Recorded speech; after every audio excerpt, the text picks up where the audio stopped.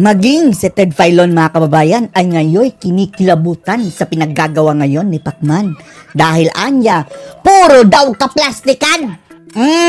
Lalong-lalo na daw itong si Manny Pacman Pacquiao.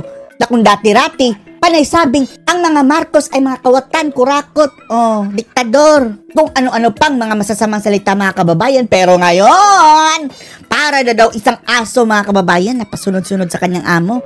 Pataas-taas pa daw sa kamay ng dati niyang binabanatan na itago na lang nating si Ngagba, si BBM. Kaya sabi ni Ted Filon, puro kayo kaplastikan. Panoorin niyo po mga kababayan. Okay lang naman daw natawagin sila na parang napabili ng suka. Bumalik kay BBM mga kababayan, no? Ang kanyang biradang iyan. Daw siya may diploma. Wow!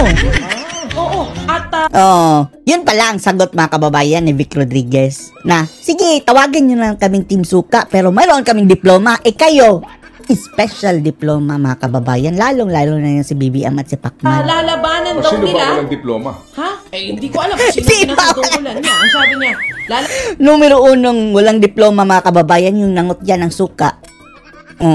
Special diploma Oxford dahil hindi nakatapos sa kanyang college. Lumipat ng Wharton, hindi rin natapos. labanan daw ng Team Suka, ang Team Sinusuka. Napakinggan mo rin yung sinabi ng Pangulo. Sino Pangulo? Isa lang ang Pangulo natin. Ay, sorry. Pangulo mo ba si Trump? Si Ngagnag. Pangulong Marcos. Ngagnag. Kilala mo naman ang VP natin. VP. Sino ba nag-aambisyon maging VP ngayon? Romualdez.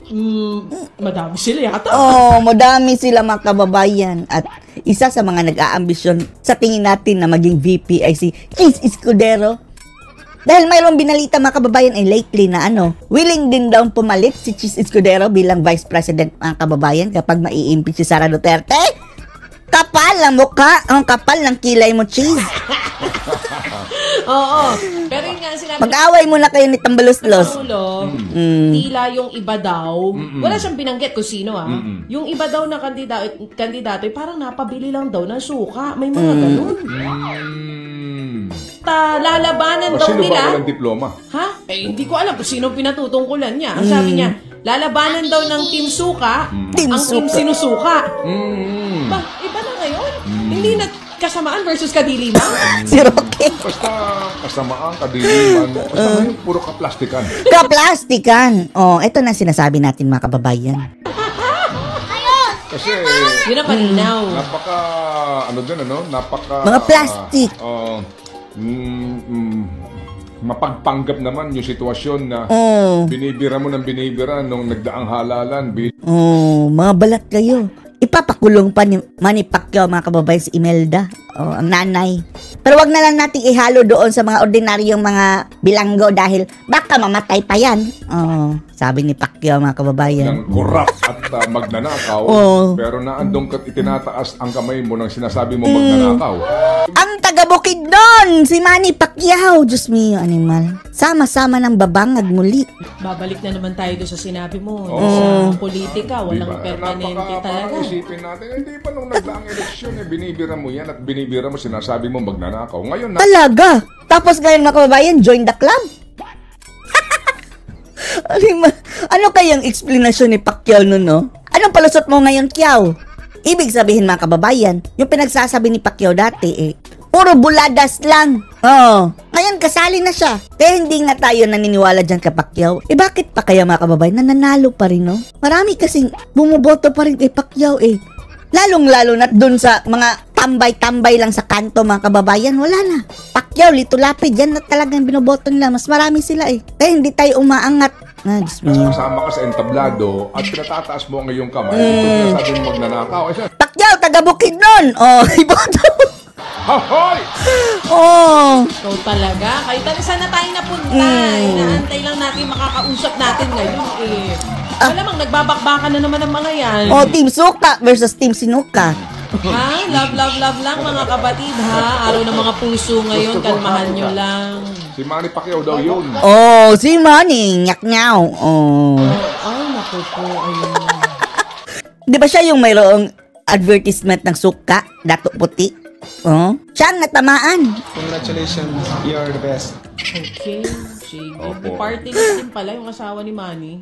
Wow, pati asawa ni Manny mga kababayan, si yung maraming bag, si Jinky. Party list. Tapos yung anak niya mga kababayan, pumasok na rin sa politika, sa Jensan. Nakita ko, di ba? Hindi mo ba nakita? Kasi nga, tinignan Buti hindi sa Bukidnon tumakbo yung anak ni Pacquiao. ko yung listahan na nilabas ng kontradaya. Ano yan? Hermes o Louis Vuitton? Hindi! Hindi ko sasabihin kung ano. Pero second nominee siya ng isa sa mga party list. Pinipilit talaga nila mga kababayan na pumasok sa politika. Diyos me, yung animal. Sus Mariosep. Walang abilidad ang mga taong iyan mga kababayan eh. Ang mayroon lamang sila ay pera.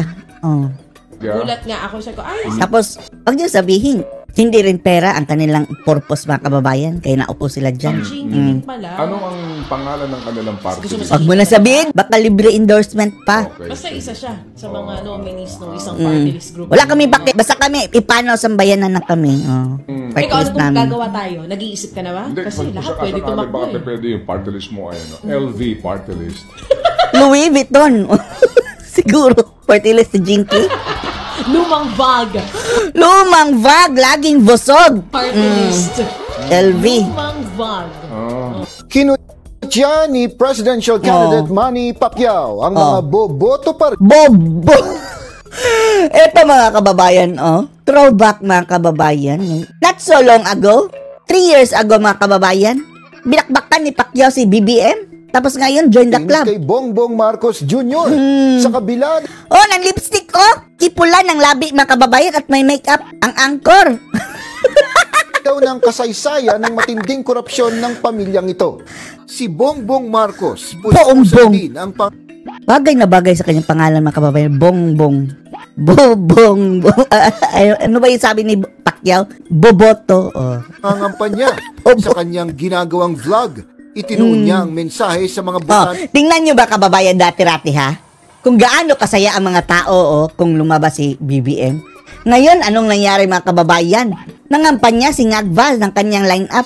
Puro singangot lahat. Hindi nga pinansin. Tiningnan lang mga kababayan with eye roll pa. Yung ilan, nakataas pa yung kilay. Ginagawang vlog. Tingnan nyo Budol na budol pa tayo dito. Ewan nga natin Dati-rati mga kababayan talagang wala tayong tiwala niyan. Si Sara talaga ang gusto natin Run, Sara, run. Kaso lang hindi tumakbo. Doon na lang sana tayo kay Bongo o kay Bato de la Rosa. Hindi rin tumakbo Napilitan tayo dito kay Ngagva mga kababayan. Mio. Kahit papano, sinuportahan din natin itong Ngagvang ito. Nabudol din mga tao. Ngayon, parang namatayan mga kababayan ang mga dumalo sa rally ni BBM. Itinuon niya ang mensahe sa mga botanteng kabataan.